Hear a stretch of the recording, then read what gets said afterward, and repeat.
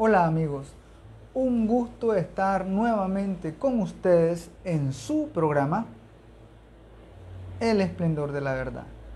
Les saluda como siempre Denises Oviedo y nos sintonizan a través de las ondas de Radio María Nicaragua y a través de el Facebook Live del Esplendor de la Verdad y en retransmisión también con el YouTube de Radio María Nicaragua. Un gusto estar nuevamente con ustedes. Hoy vamos a tener ya el segundo capítulo de la serie Jesús de Nazaret, que está basada en el libro escrito por el Papa Emérito Benedicto XVI. Cabe destacar, como ya hemos dicho, que este libro no forma parte del magisterio, y esto fue por esto lo expresó en este libro el Papa Emérito Benedicto XVI. Es un libro, un aporte a la teología y que está basado también con el método histórico científico, es decir, que el Papa hace todo uso de todos sus recursos de teólogo y también investigativos para este libro.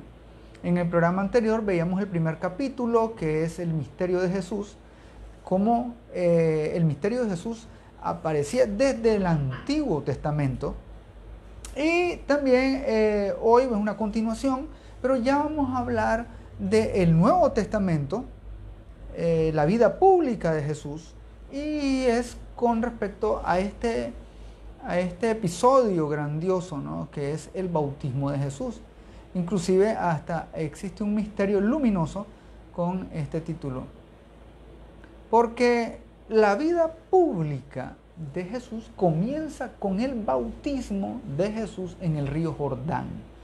Los historiadores, inclusive San Lucas, habla que aproximadamente Jesús tenía unos 30 años de edad. Es importante esa edad porque a los 30 años ya un judío podía tener vida pública y su palabra tenía validez. Y para ocupar cargos importantes, pues ya, por así decirlo, era como la mayoría de edad, ¿no? Una edad madura en la que ya esa persona podía ser escuchada y cumplir ciertas funciones. Jesús no aparece desde pequeño haciendo actos y obras divinas, ¿no? Fueron 30 años en que Jesús misteriosamente, decimos misteriosamente que no tiene nada que ver con esoterismo ni nada que ver, sino porque no se sabe. Los evangelios no hablan a detalle de esos 30 años de Jesús. Hacen algunas pinceladas con su nacimiento, después aparece Jesús en la presentación del templo, y la última vez que se le conoce es cuando Jesús está en el templo hablando con todos los estudiosos, los fariseos, los saduceos, y él tenía unos 12 años. Y no es hasta que él tiene 30 años que inicia su vida pública, y es con el bautismo en el Jordán. Y esto lo dice el Evangelio según San Lucas, capítulo 3, versículo 1, donde hace una datación, ubica este acontecimiento en la historia. Dice, el año 15 del reinado del emperador Tiberio, siendo Poncio Pilato gobernador de Judea y Herodes virrey de Galilea. Habla incluso de otros llamados príncipes también en esa zona. Y también habla, dice, bajo el sumo sacerdocio de Anás y Caifás. Este es el texto que hemos leído así en breve de Lucas 3:1. Esta es palabra de Dios, claro que sí. Pero San Lucas, que era de todos los evangelistas, ha sido el más estudioso y el que tenía mayor preparación para hacer investigativa también, y pone estos elementos históricos. Esto es muy importante porque mencionar al emperador romano, esto indica la colocación temporal de Jesús, es decir, en la historia universal. Y Benedicto hace ese énfasis, ¿ya?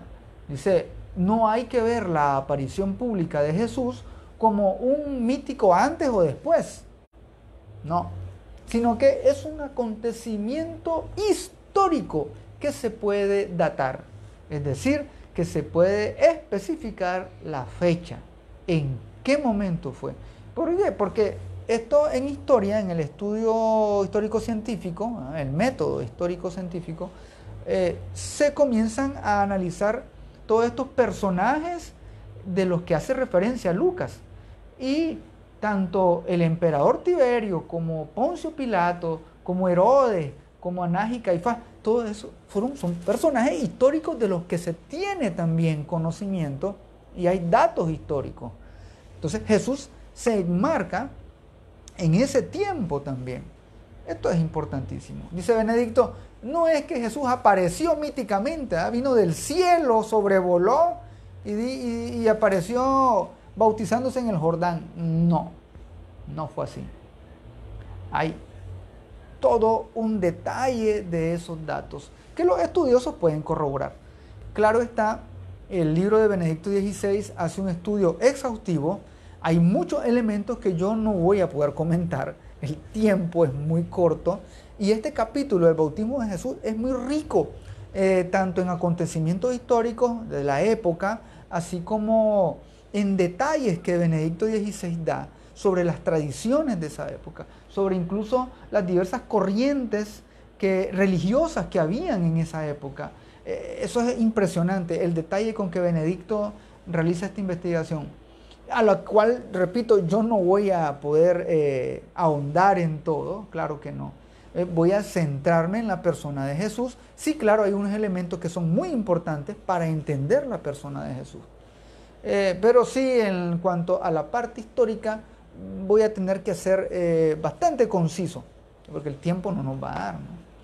Pues bien, aprovecho para saludar a todos los hermanos que están sintonizándonos a través de Radio María Nicaragua y a los que están viendo también el Facebook Live, los que están en vivo. A todos ellos un saludo en el Señor, que el Señor los bendiga.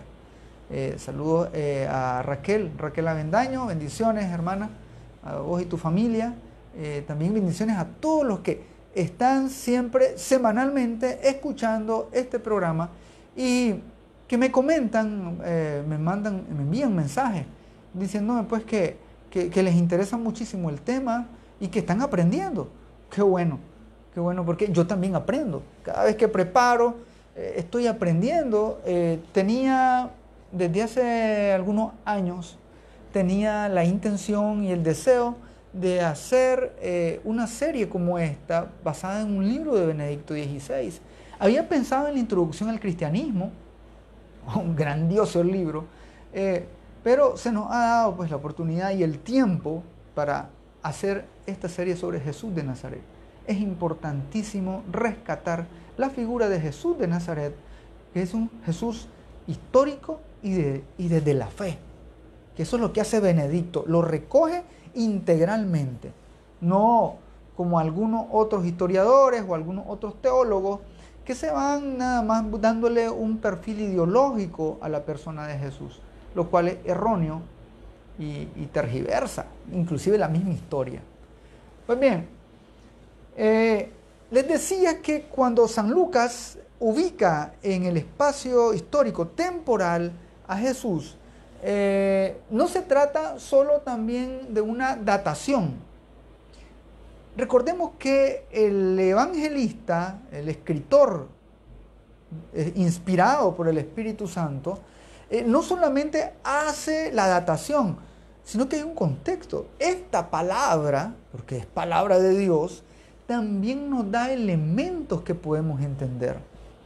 En el caso del emperador, recordemos que el emperador Augusto el César, ¿verdad? En este caso era el emperador Tiberio en ese tiempo, pero Augusto César era para Roma, para los romanos, era Dios, era un ser divino, claro.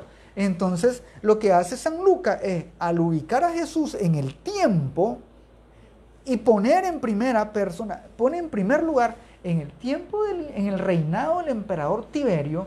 Aquí también hay un trasfondo, porque recordemos que este rey se creía divino, pero Jesús es rey del universo y es divino, es la segunda persona en la Santísima Trinidad. Entonces, hay dos órdenes diferentes, dice Benedicto XVI.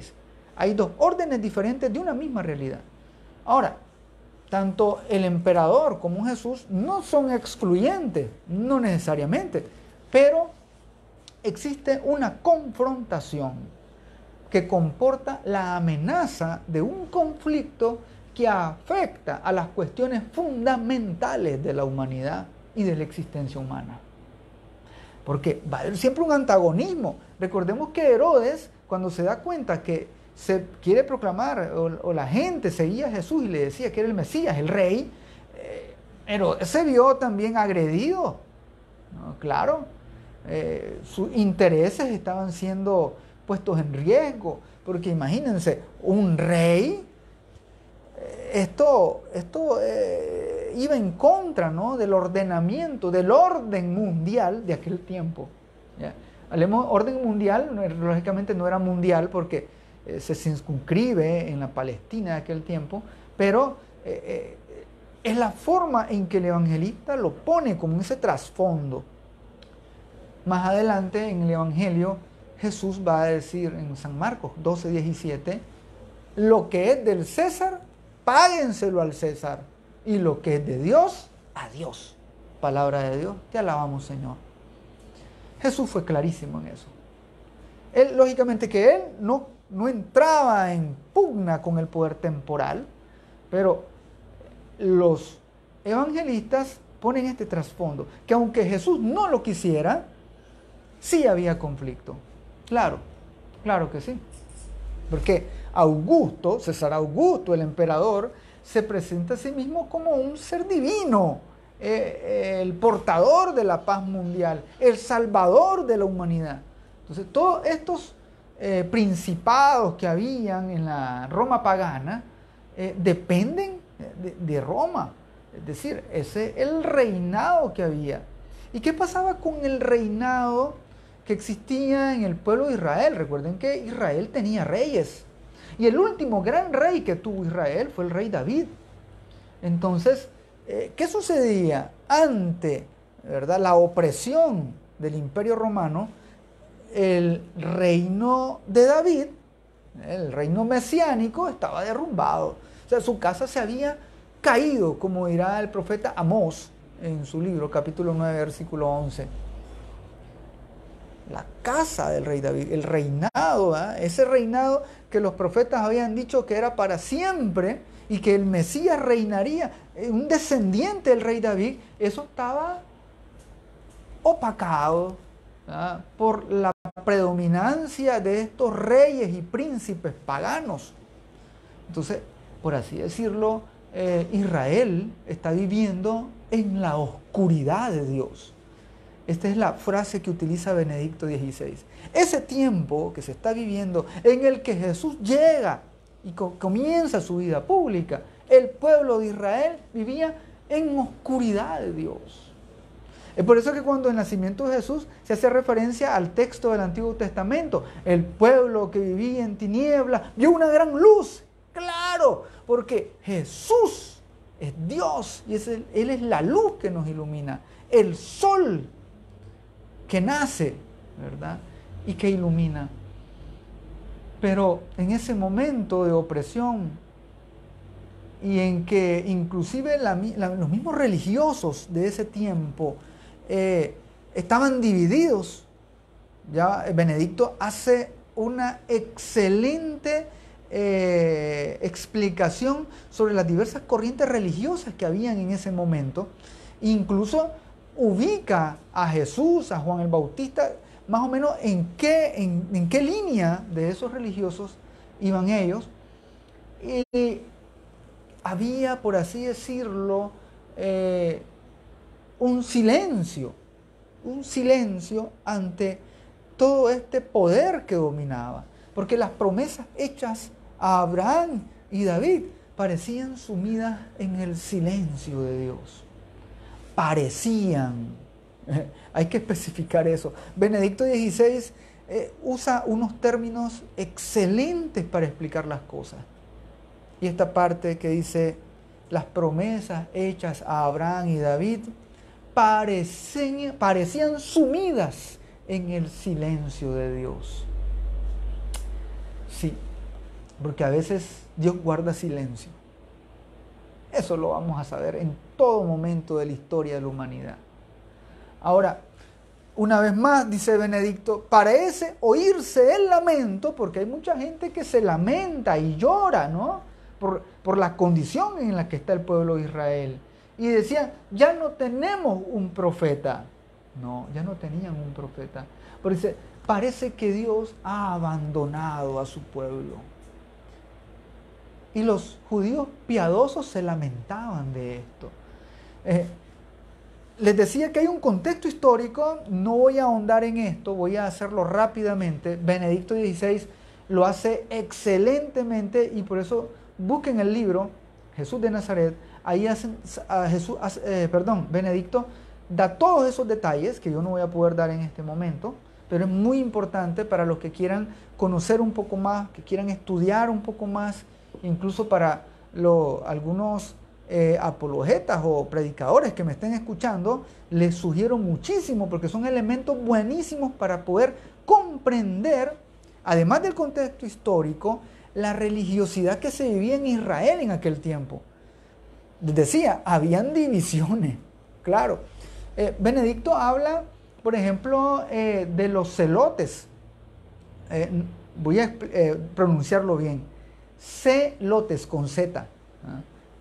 Celotes. Estos eran, como les decía, un grupo que estaban dispuestos a utilizar el terror, la violencia, para restablecer la libertad de Israel.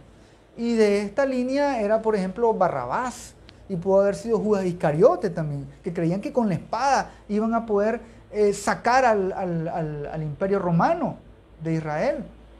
También estaban los fariseos, de estos conocemos un poco más, ¿no?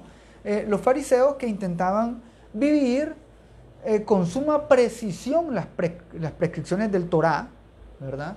Y bueno, el Torá, recordemos que es la palabra de Dios, estamos hablando del Antiguo Testamento, que solamente para ellos es la palabra de Dios, es el Antiguo Testamento. Entonces ellos querían vivir al pie de la letra, eran fundamentalistas los pobres fariseos. Al pie de la letra, la palabra, y inclusive habían, ¿verdad?, habían formado numerosas leyes, habían más de 600 leyes que ellos habían escrito. Pues bien, y contra esto se contrapone Jesús en el Evangelio, ¿no? Y son los que más aparecen. Pero también aparecen y se encuentran los saduceos, ¿sí? Los saduceos pertenecían a la aristocracia y a la clase sacerdotal. Entonces, eran, por así decirlo, los más cultos, ¿no? Estos intentaban vivir un judaísmo ilustrado y querían, por así decirlo, acomodarse, vivían acomodados al imperio romano. Es decir, estamos viendo que tenemos diversos movimientos que hay en torno a la persona de Jesús en ese contexto histórico. Y Jesús, no sé, lógicamente que no formaba parte de ninguno de estos primeros que he hablado. No era ni revolucionario, no era tampoco de la clase sacerdotal. Jesús no pertenecía a la tribu de Leví, que era la clase sacerdotal. Y tampoco pertenecía a la aristocracia. Jesús era un obrero, ¿no? Hijo de un obrero, de José, que era... algunos dicen que era carpintero, pero en realidad era un hombre que hacía rumbos, hacía cualquier cosa, ¿no? De lo que arreglaba cosas. Entonces, y lo mismo había aprendido Jesús. Entonces, él no pertenecía a ninguno de esos líneas, ¿verdad? O grupos. También Benedicto habla de un grupo que son los esenios. De esto se supo hasta en el siglo XX con unos estudios y unos documentos del Qumran. Pero bien, estos esenios se habían retirado al desierto y habían fundado comunidades monásticas y también comunidades familiares en los que se basaban en la religión y eran bien devotos, tenían una piedad reflejada en sus escritos. Y Benedicto XVI dice que, según lo que él estudió, parece ser que Juan el Bautista en algún momento recibió formación de estos esenios. Era bien austero, recordemos, Juan el Bautista, y encarnaba, ¿no? Y era muy devoto. Entonces, esta línea, por así decirlo, ahí podían calzar los más pobres, tal vez, los menos afortunados, los que no pertenecían a la aristocracia. Entonces, de ahí, lógicamente, calzaba muy bien, dice Benedicto, el que incluso hay estudios donde, al parecer, San Juan el Bautista estudió bajo esta corriente. Y puede ser también, dice Benedicto, de que, lógicamente, San Juan el Bautista era primo de Jesús, que la familia de Juan el Bautista y la familia de Jesús tuvieran mucho de este, por así decirlo, de esta religiosidad, ¿no?, tan devota, fervorosa. Repito, todos estos eran judíos que respetaban la ley, todo claro está, pero eran diversas líneas, diversas corrientes. Es decir, tenemos un pueblo de Israel dividido. Eso es lo que está sucediendo.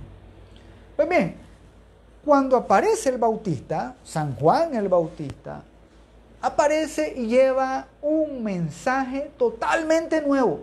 Sí, era algo, vamos a utilizar este término, pero no lo utilicen en cuanto a las armas, ¿no? Era un mensaje revolucionario, que era totalmente diferente al mensaje o a los actos litúrgicos que se producían en aquella época. El bautismo que realizaba Juan el Bautista era, dice Benedicto XVI, se distingue de las acostumbradas abluciones religiosas. ¿Qué son las abluciones? Las abluciones son los ritos de purificación que tenían o que utilizaban los judíos. Por ejemplo, el lavado de las manos, el lavado de los pies, el lavado hasta los codos. O sea, habían numerosos ritos de purificación que estaban en el contexto litúrgico y religioso de los judíos. Incluso en nuestra misa actual, no sé, en la Iglesia Católica, existe dentro de la misa un rito de purificación que es parecido a algo de lo que hacían los judíos, ¿sí? Sí. Mucha de la liturgia de la Iglesia, hay muchos elementos tomados de la liturgia judía. Pero bien, de eso podremos hablar otro día.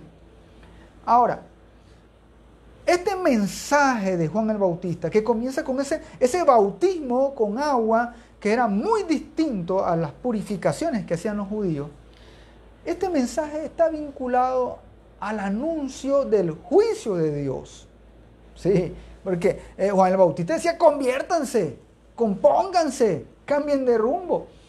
Y también a un anuncio más grande que hacía el Bautista, porque decía: va a venir alguien más grande que yo. Esto es importante, porque cuando en el tiempo de Jesús aparecían profetas, estos llegaban y se autoproclamaban en el nombre de Dios, ¿no? Decían: yo soy un profeta de Dios, el Altísimo me ha enviado. Pero en este caso, Juan el Bautista sabe que tiene una misión, pero no dice directamente: yo soy el profeta. No, Juan el Bautista dice: viene otro, con O mayúscula, ese otro. Y él solo ha ido, su misión es solamente preparar el camino de ese otro. Ese otro no es nada más y nada menos que Jesús. Y entonces es ahí lo diferente. Juan el Bautista no se proclama como el profeta que ha de venir, el profeta que necesita el pueblo, porque el pueblo, recordemos, que lloraba diciendo: no hay profeta, no tenemos profeta, Dios nos ha abandonado. Pero Juan el Bautista dice: no, yo no soy, es otro al que yo no soy digno ni de desatarle las sandalias. O sea, reconociendo humildemente San Juan el Bautista que aquel otro es más grande que cualquiera de los profetas que se ha conocido. Lógicamente esto no se entendió en su momento, claro, todo estaba velado, y, pero ya sabemos que, actualmente sabemos que Isaías hablaba ya de este profeta en Isaías 40, versículo 3. Una voz clama en el desierto, preparen el camino del Señor, allánenle los caminos. Palabra de Dios, te alabamos, Señor. Esta es la misión de Juan el Bautista. Por fin había de nuevo un profeta que anunciaba la promesa de Dios. Aquella promesa que se estaba olvidando porque vivían en un dominio, ¿verdad? El dominio romano, y se les estaba olvidando. Pero Juan el Bautista viene a recordar y anuncia una nueva acción de Dios en la historia. Es decir, Dios que actúa en la historia. A lo largo de la historia de la humanidad, Dios actúa. Pero nuestro gran problema es que nosotros queremos que Dios actúe cuando nosotros queremos, a la hora que queremos. Y sobre todo cuando más lo necesitamos. Sí. Pero las características de Dios en toda la historia de la humanidad y en la historia de la salvación es que Él actúa en el momento que Él quiere, según su voluntad. Y es esta parte la que nos cuesta. Digo nos cuesta porque ahí vamos todos, ¿no?, en un solo bolsón. Porque cuando uno está sufriendo, cuando uno tiene necesidades, cuando está en crisis, cuando hay una enfermedad, cuando hay problemas económicos, cuando hay problemas familiares, cuando hay problemas en tu país, en lo que sea, queremos que Dios actúe instantáneamente, en el acto, ipso facto. Pero Dios no es así. Dios tiene una pedagogía. Imagínense, el pueblo de Israel, ¿cuánto no sufrió? Sí, claro, y está esperando al Mesías. Y llega el Mesías, pero el drama que se ve en ese momento es que no lo reconocen. Muchos no lo reconocen. Y sobre todo, los que pertenecían a las clases religiosas, ¿no?, de ese tiempo, en gran mayoría no le reconocían. Y si lo reconocían, lo negaban rotundamente. Ese es un drama, claro está. Pero hubieron muchos otros que pertenecían a esas corrientes que reconocieron a Jesús y lo siguieron. Claro que sí. Hay numerosos. El Evangelio habla de José de Arimatea y muchos otros, ¿no?, seguidores, mujeres y también centuriones, gobernadores, cobradores de impuestos, que dejan todo y siguen a Jesús. Pero lógicamente que muchos son los llamados y pocos los escogidos. Es difícil reconocer a Dios cuando hay mucha oscuridad y vivís en la oscuridad. Pero si, aunque hay oscuridad, pero vivís cercano a Dios, bajo la luz de Dios, te es más fácil reconocer a Dios. Y eso es lo que nos puede pasar actualmente a nosotros. No reconocer, no aceptar el tiempo de Dios y reconocer a Dios en las cosas, a pesar de la oscuridad que haya. Eso es lo que tenemos que pedirle al Señor, mucho discernimiento. Pues bien, aparece este nuevo profeta, Juan el Bautista, incluso que hasta Herodes lo respetaba. Recordemos, Herodes era judío. Herodes, de alguna forma, más de algo religioso podía tener, y dicen que le impresionaba a Juan el Bautista, lo respetaba. ¿Y por qué lo mandó a matar? Por presiones. Tuvo presiones, no tanto de su hija, sino de su mujer, Herodías.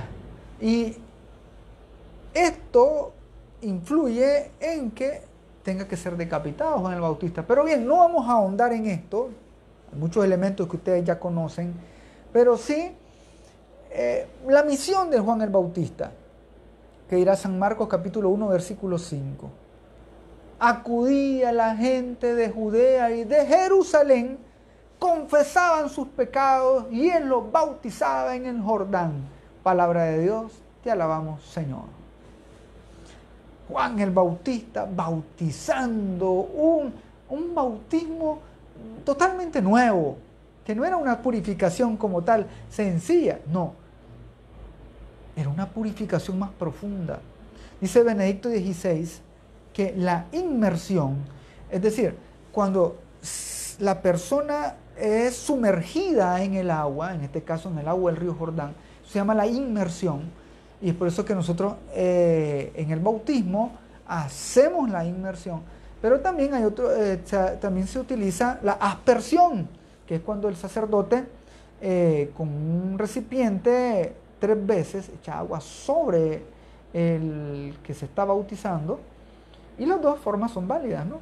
Pero el de la inmersión es un poco más claro, es un poco más antiguo, porque viene del tiempo de Jesús, y esa inmersión que dice Benedicto XVI, simboliza, dice Benedicto, simboliza la muerte, y hace pensar en el diluvio que tenía agua, lógicamente, pero que era un agua que destruía y aniquilaba, que eso hizo el diluvio.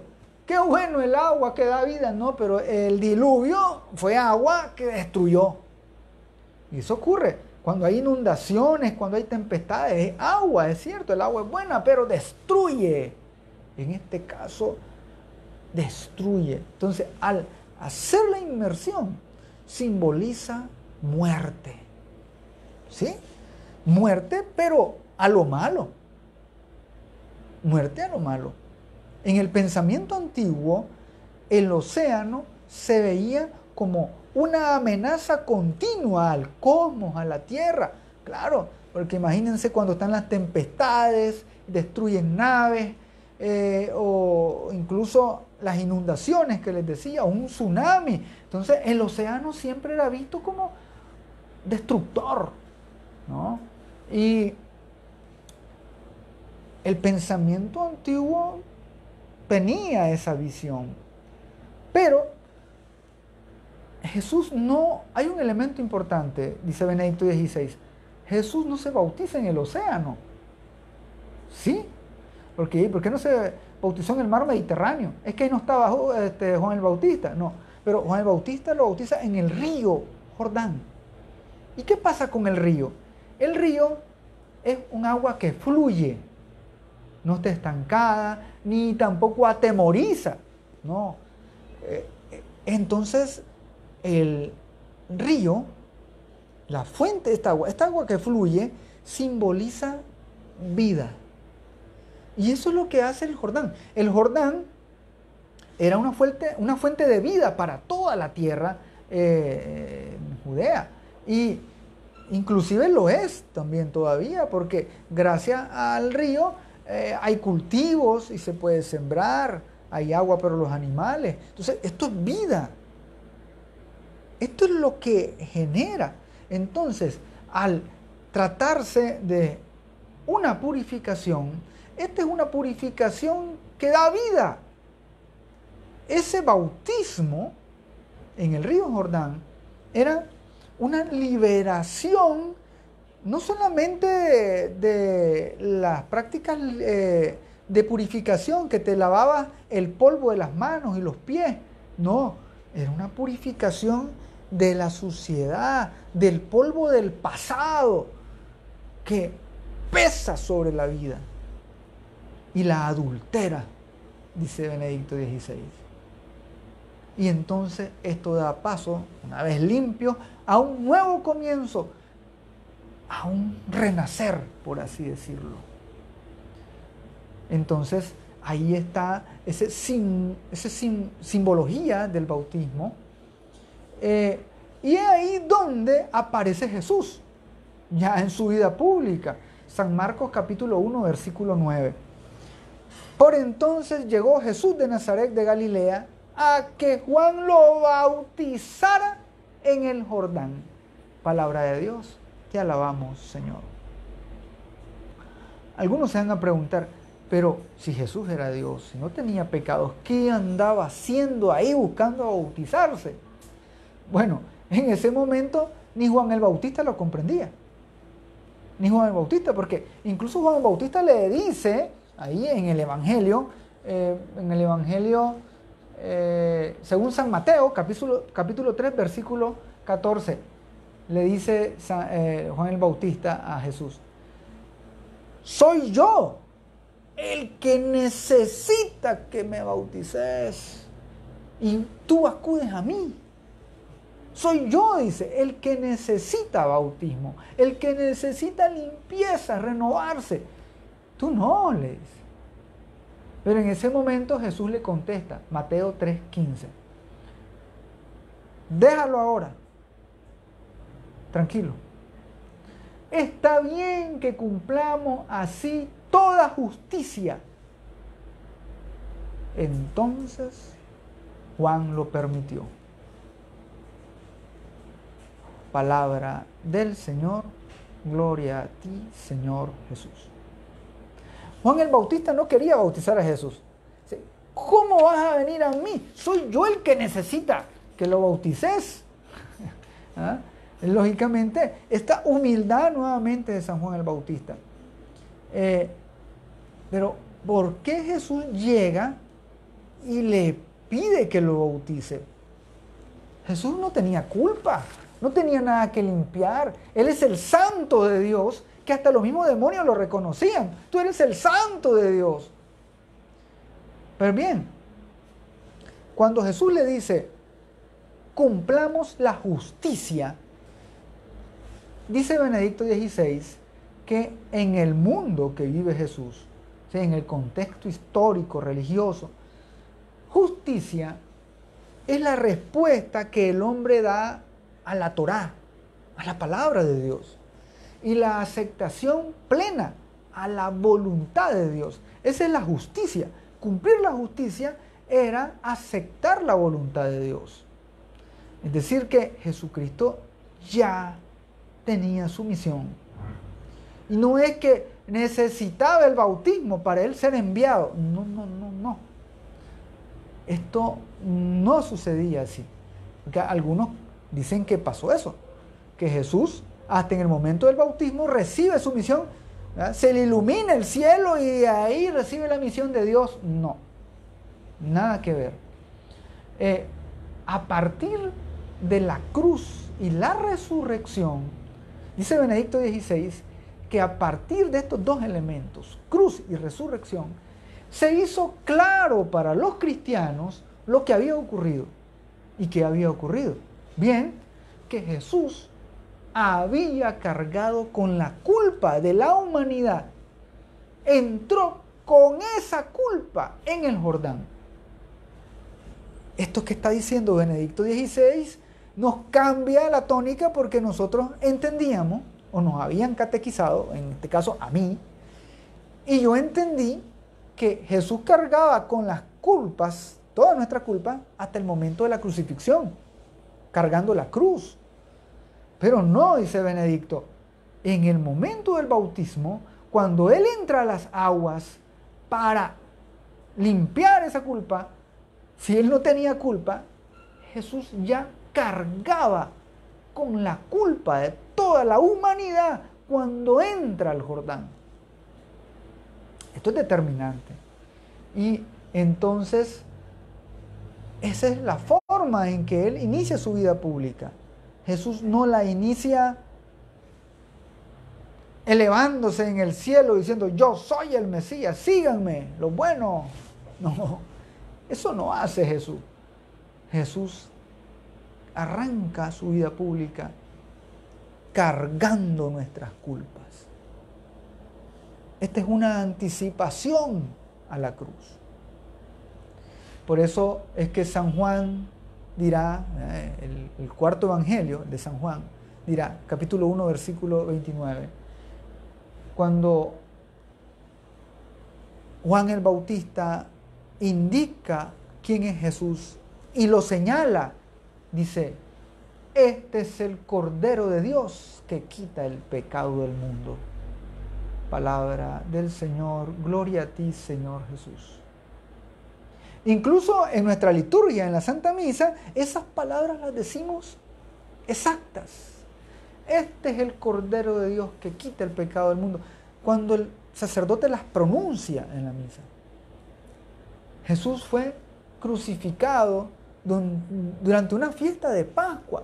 ¿Y qué sucedía en la fiesta de Pascua? Se sacrificaba el Cordero Pascual, por el que todas las culpas recaían en ese Cordero, y entonces la familia, la persona se liberaba de las culpas y le caía al Cordero todas las culpas. ¿Y qué pasaba? Ese Cordero se inmolaba. Jesús es el Cordero de Dios que quita el pecado del mundo. Y gracias a ese Cordero de Dios, nosotros somos liberados de nuestras culpas. Pero ya no tenemos que estar comiendo cada Pascua, hacer la cena y todo lo demás. No. Simple y sencillamente tenemos que comulgar su cuerpo y su sangre. Pues bien, Benedicto hace toda una explicación bellísima de todo esto. Repito, por el tiempo no puedo ahondar, pero para eso está el libro, para que ustedes puedan buscarlo y puedan llenarse y empaparse de toda esta belleza, de todas estas explicaciones que hace Benedicto, y que también hace referencia a otros escritores que también tienen unas explicaciones muy buenas que nos hacen entender toda esta teología, ¿verdad?, de una forma tan sencilla. Esa es la capacidad que tiene Benedicto XVI, de que podamos entenderla de una forma tan sencilla. Y bueno, también Benedicto hace énfasis que en el momento del bautismo de Jesús hace aparición la Santísima Trinidad, y eso lo indica, dice en Mateo y Lucas también, cuando Jesús al salir de las aguas, dice, el cielo se rasgó, dice San Marcos, y Mateo y Lucas dicen, se abrió. Recordemos que el cielo estaba cerrado a nosotros. Desde Adán y Eva, Dios cerró las puertas del cielo, puso unos ángeles para que no pudieran entrar ahí la humanidad. ¿Por qué? Porque habíamos pecado. Pero es con Jesús de que nuevamente se abre el cielo, se abre para nosotros. Y ahí el Espíritu Santo baja sobre Jesús como una paloma. La tercera persona de la Santísima Trinidad, el Espíritu Santo. Y se oye una voz del cielo que según San Marcos y Lucas se dirige a Jesús y dice, este es mi Hijo amado, mi predilecto. Palabra del Señor, gloria a ti, Señor Jesús. Ahí está el Padre, el Hijo y el Espíritu Santo, que nunca dejaron de estar con Jesús. Solo algunos dicen, esto lo veremos después en la crucifixión, que dicen que durante la crucifixión hay una separación de la Santísima Trinidad. Pero esto lo veremos después, no vamos a entrar en ese debate en este momento. Pues bien, el bautismo que desde entonces administran los discípulos de Jesús es el ingreso en el bautismo de Jesús. Así es, el ingreso en la realidad que Jesús ha anticipado con su bautismo. Así que el bautismo que nosotros tenemos en la Iglesia Católica no es el bautismo de Juan el Bautista, no, es el bautismo de Jesús. Un bautismo en el Padre, en el Hijo y el Espíritu Santo, un bautismo trinitario. ¿Por qué? Por eso dijo San Juan el Bautista, yo los bautizo con agua, pero los bautizará en el Espíritu Santo. Ese es el bautismo que recibimos, por el que podemos nosotros ser miembros de la Iglesia. Y pasamos a ser criaturas espirituales, hijos de Dios en adopción, gracias a ese bautismo que inaugura Jesús. Ese es el sentido de por qué Jesús se bautiza. Pues bien, lógicamente que hay corrientes teológicas que quieren desvirtuar las cosas, y como les comentaba, hay una teología liberal que ha interpretado el bautismo de Jesús como una experiencia vocacional. Les decía que Jesús era un hombre común y corriente y de repente se ilumina en el bautismo y recibe una misión, y ahí en ese momento comienza a ser Jesús, el Jesús divino. No, nada que ver. Esto es erróneo, dice Benedicto XVI. Esto no sucedió así como algo fantástico, ¿no? Mítico, como esos dioses que de la noche a la mañana otro dios le da poder. No, no, no, no, no, no. Eso no sucedió así. Jesús ya era Dios, dice San Juan en su prólogo en el Evangelio. Él ya era Dios. Entonces, por mucha erudición, dice Benedicto XVI, con la que se quiera presentar este tipo de tesis, esto corresponde más al género de las novelas sobre Jesús que a la verdadera interpretación de los textos. Claro, ahí Benedicto XVI siempre va contraponiendo las diversas corrientes disque teológicas, disque históricas, que están más bien desvirtuando la persona de Jesús.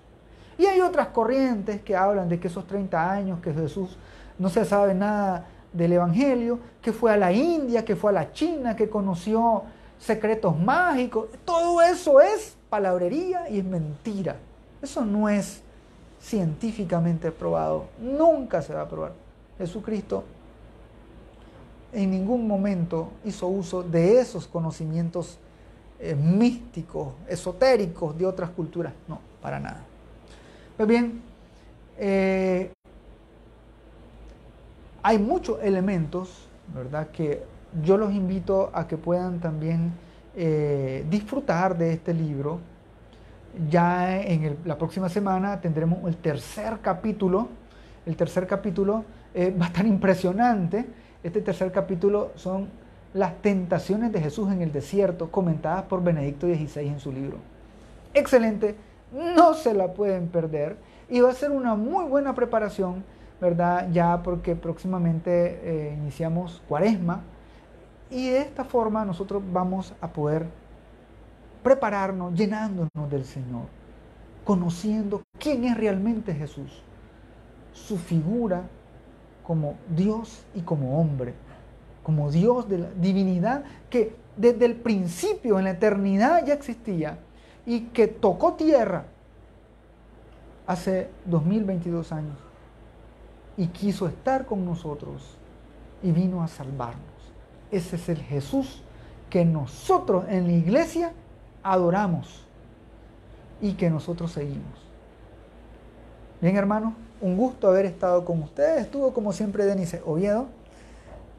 El Señor los bendiga, que nuestra Madre Santísima les proteja. Y recuerden que conocerán la verdad y les hará libres.